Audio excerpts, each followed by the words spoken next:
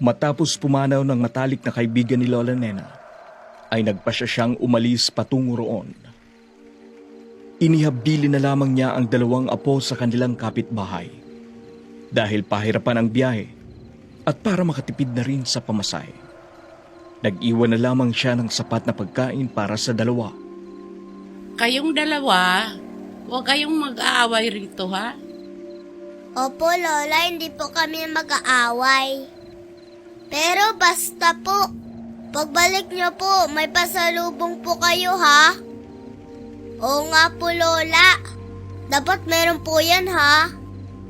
Nangako naman ang matanda na magbibigay siya ng pasalubong kapag nakabalik ito. Napatango ang 2 bata sa sinabi ng kanilang lola. Noong mismong sandaling yun din, ay nagpaalam na ang matanda na aalis. Tinanaw na lamang siya ng 2 bata na nooy nakadungaw sa bintana. Noong makaalis na ang matanda, iginugol ng 2 bata ang kanilang oras sa paglalaro. Araw ng Sabado kasi yon, kaya wala silang pasok. Taglaro silang 2 ng ilang oras hanggang sa nagsawa na sila. Nagpasya na lamang umalis muna sa bahay nila para tumungo sa tirahan ni Aling Pasita para makinood ng TV. Oh, may iniwan bang pagkain para sa inyo ang lola nyo? Kung wala, ay dito na lang kayo kumain. Opo, Aling Pasita. May pagkain po sa bahay. Bukas bibili na lang po kami. Dahil malapit nang mag-alas 5 noon, nagpasya ang 2 bata na bumalik sa kanilang bahay. Natatakot kasi silang abutan ng dilim sa daan. Sa kanilang paglalakad noon, may natanaw silang isang matandang babae sa hindi kalayuan. May dala yung basket at tila pagod yun sa kalalakad.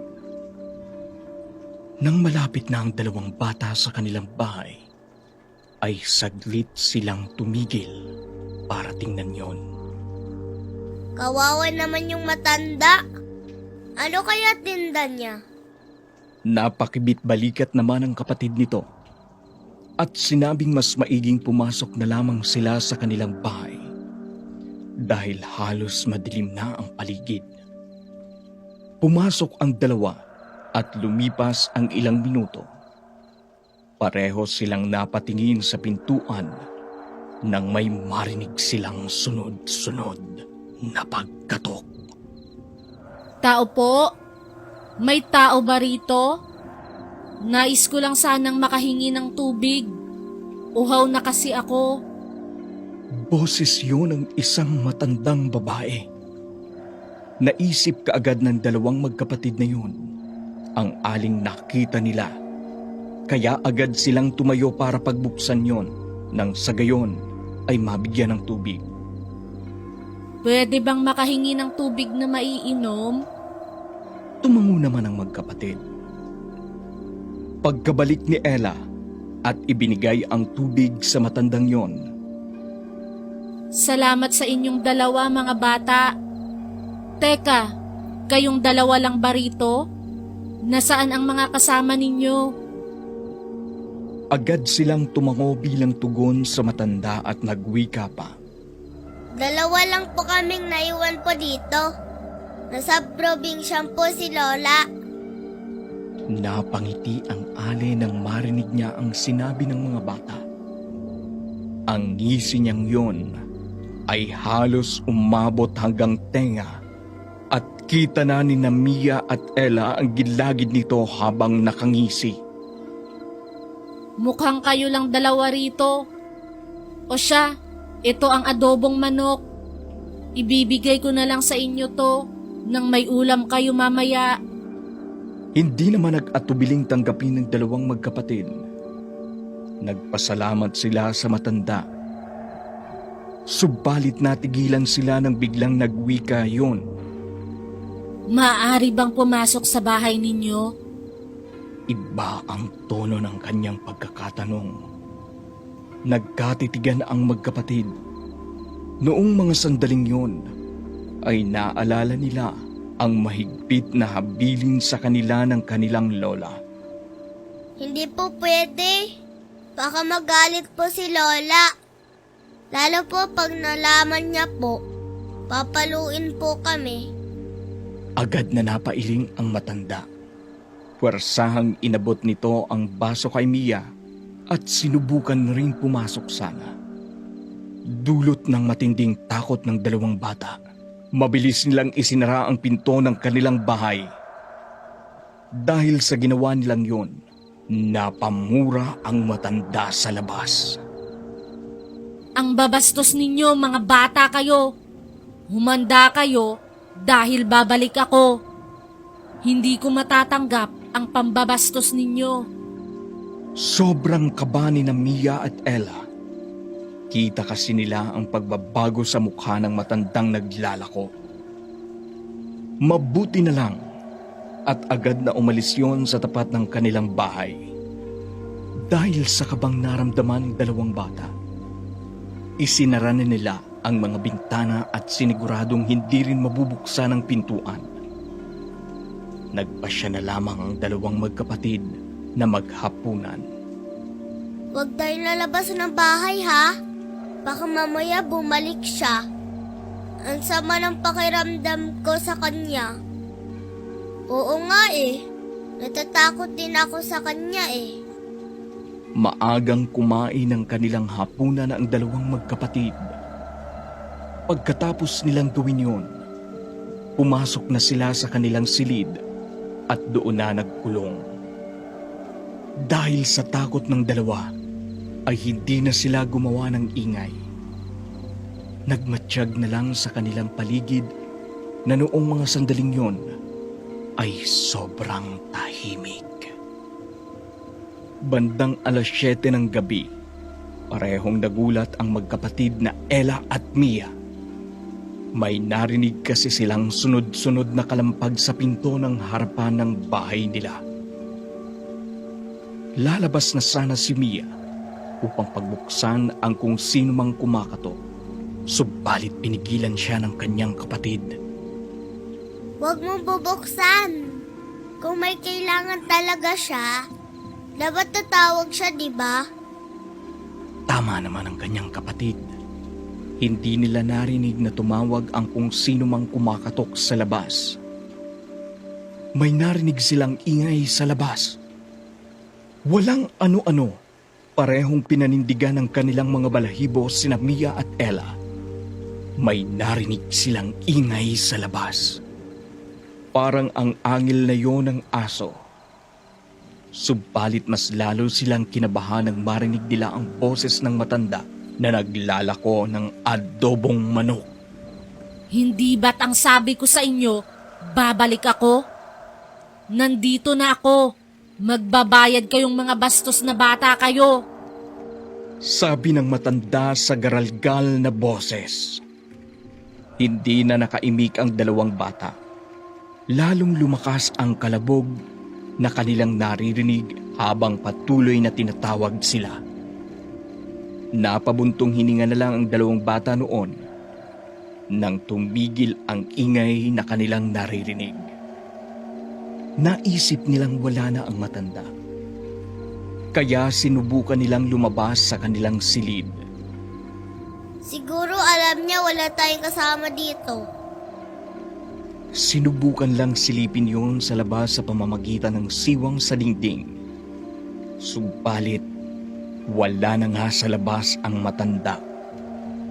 Pero napayakap na lang sila sa bawat isa nang makarnig sila ng mahinang paghuni ng tiktik sa ibabaw ng kanilang bahay. Alam kaagad nila na aswang yun. Kaya nagunahan na silang bumalik sa loob ng kanilang silid. Pabilis ng pabilis ang paghuni ng tiktik na yon na sinabayan na ng pagkalusko sa ibabaw ng bubungan nila. Dahil doon, ay nawari nilang doon pala nakasampa ang aswang. Napaiyak na lang ang dalawang magkapatid habang tinatawag ang pangalan ng kanilang lola. Lola Nena! Lola! Paulit-ulit nilang sambit. parang natutuwa pa ang aswang habang umiiyak ang dalawang bata. Patuloy niyang kinakaskas ang bubong ng bahay nila hanggang sa tuluyan na niyang natuklap yun. Dahil sa biglaang ingay, parehong napatingala sina Mia at Ella. Tulong! May aswang! Tumambad sa kanila ang isang nilalang na may sabog-sabog na buhok. Kulubot na ang mukha at nagbabaga ang mga mata. Pareho na lang silang napaatras nang mapansin nilang patuluna ang laway nito. Nakangisi rin yon habang nakatitig sa kanila. Marahil masarap ang karni ninyong dalawa. Malambot nguyain at hindi nakakaumay. Garalgal na wika ng aswang na nooy inilalabas na rin ang dila nito habang mabalasik na nakatitig kina Mia at Ella. Dulot ng matinding takot ay hindi nila maigalaw ang kanilang katawan. Nanatili sila sa kanilang pwesto habang nakatingala sa aswang na tinitingnan sila. Umalis ka na! Susumbong ka namin kay Lola! Baka kilala ka niya! Matapang na wika ni Mia. Napailing ang aswang at lalo pang nilakihan ang kanyang pagngisi. Iginalaw-galaw ng aswang ang kanyang dila at sinusubukang ilapit sa magkapatid. Muling napahagulhol ng malakas sina Mia at Ella dahil doon. Hindi na nila alam ang kanilang gagawin. Mia, takas na tayo! Bilis! Humingi tayo ng tulong kay Alang Pasita. Tutulungan niya tayo. Baka makapasok siya dito. Ano gagawin natin? Sinubukan ulit nila ang gumalaw. Subalit, ganun pa rin ang kanilang sitwasyon. Napako sila sa kanilang pwesto dahil sa matinding takot na kanilang naramdaman. Sinubukan rin nila ang sumigaw ng napakalakas, subalit naging impit ang kanilang mga boses na animoy pinilipit ang kanilang mga dila. Dahil sa ginawa ng dalawang magkapatid, napahagikhik ang aswang. Alam ba ninyo kung ano ang nararapat sa mga batang kagaya ninyo? Kinakain. Pagkarinig ng dalawang bata na kakainin sila, ay mas lalo silang nataranta. Pumalahaw na sila ng iyak hanggang sa naisipan nilang magdasal ng taimtim. Nang makita ng aswang ang kanilang ginagawa, ay napahagikhik ulit yon. Pinilit pa nitong sirain pa ang bubong hanggang sa magawa na niyang makalusot doon. Diyos ko po, tulungan niyo po kami! Panalangin ng dalawang bata. Pareho silang napatingala nang biglang kumalabog ng malakas. Nakita nilang mas lumaki pa ang siwang sa ibabaw ng bubong nila at nakahanda na ang aswang na lumundag para makapasok sa kanilang silid. Sa kabutihang palad ay nagawa ng igalaw ng dalawa ang kanilang katawan, kaya dali-dali silang tumakbo palabas ng kanilang kwarto. Saktong pagkalabas nila ay kumalabog din ang sahig ng kanilang silid. Sinundan sila ng ingay ng sunod-sunod na yabag. Kaya naisip nilang hinahabol sila ng aswang. Mia, bilisan mo! Nasa likuran na siya! Pareho silang nadapa sa sahig at noong babangon na sana sila, nakita nila ang aswang na nakatayo na sa kanilang likuran. Ngumingisi yun at nakahandang sunggaban silang dalawa. Dahil doon ay pareho silang napasigaw para makahingi ng tulong. Tara, wag mo na intindihin yun! Dapat makaalis tayo dito! Pareho silang napabangon at muling napatakbo patungo sa pintuan ng kanilang sala. Subalit ng akmang bubuksan na nila yon, ay nakarinig sila ng malakas na kalabog. Kasabay noon ay may boses na nagmumula sa labas. Lubayan mo ang dalawang bata! Pagkasigaw ng boses ng babae sa labas, bumukas ang pintuan. Tumambad sa dalawang bata si Aling Pasita na may dalang itak. Ayos lang ba kayo mga bata? Wala bang nasaktan sa inyo? Pagtango na lang ang tugon ng dalawa dahil sa matinding takot na kanilang naramdaman. Ikaw na aswang ka? Sino ang nagbigay ng pahintulot sa iyo para pumasok sa bahay nila? Huwag mong sabihing ikaw ang matandang naglalako ng ulam dito. Hindi mo ako malilinlang. Hindi sumagot ang aswang. Humangin lang yon at tinitigan ng mabalasik ang ale. Animoy naghahanda yon sa pag-atake at napansin naman agad yon ni Aling Pasita. Tayo na mga bata, lumabas na tayo sa bahay na ito. Tingnan natin kung makakasunod pa ang aswang na iyan. Noong nasa labas na ng bahay ang tatlo ay muling nagwika si Aling Pasita. Ngayong nandito na tayo sa labas, umatake ka sa akin. Tingnan natin kung hanggang saan ang abilidad mo. Itinarak niya ang itak niya sa lupa. Nakita yon ng aswang. Kaya namulagat ang mga mata niya na animoy takot. Subalit sa halip na umatras, ay mas naging mabalasik pa ang kanyang mukha. Patakbo siyang lumapit kay Aling Pasita, kaya hindi na nagdalawang isip ang ale na salubungin ng pagtaga ang nasabing aswang. Nagawa niyang tamaan ang aswang sa braso nito, kaya dumugo yon. Kung mahal mo ang buhay mo, ay lisanin mo na ang lugar na ito.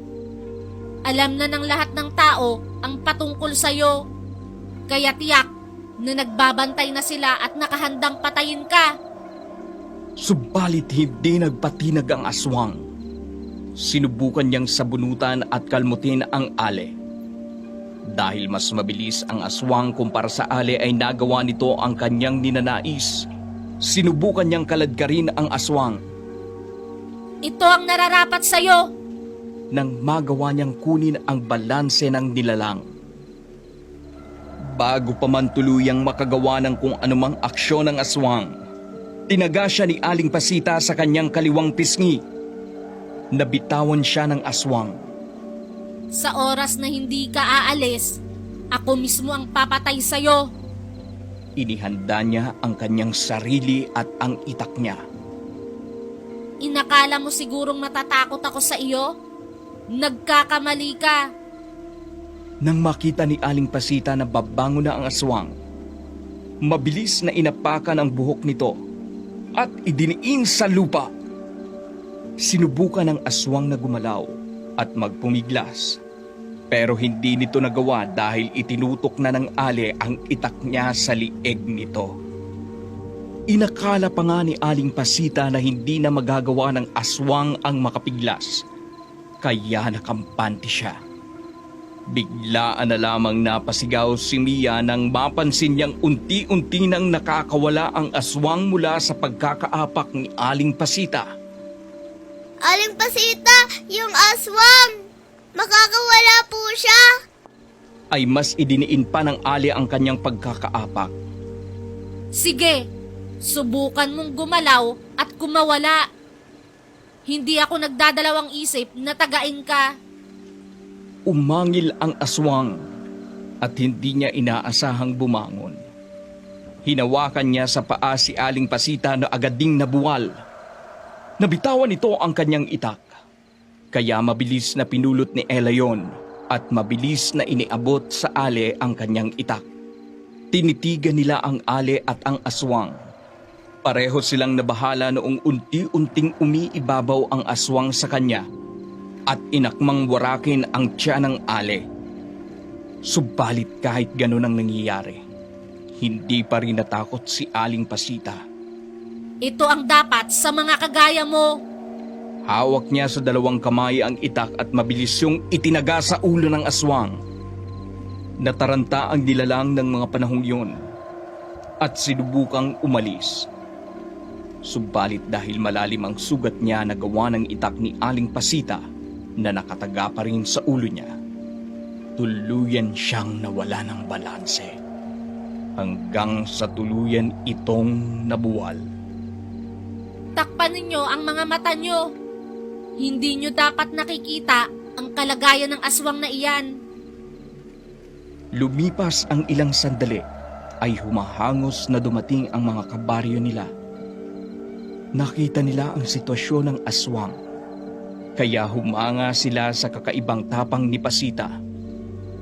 Nang makita nila ang bata, ay lubusan silang nag-alala sa kanila.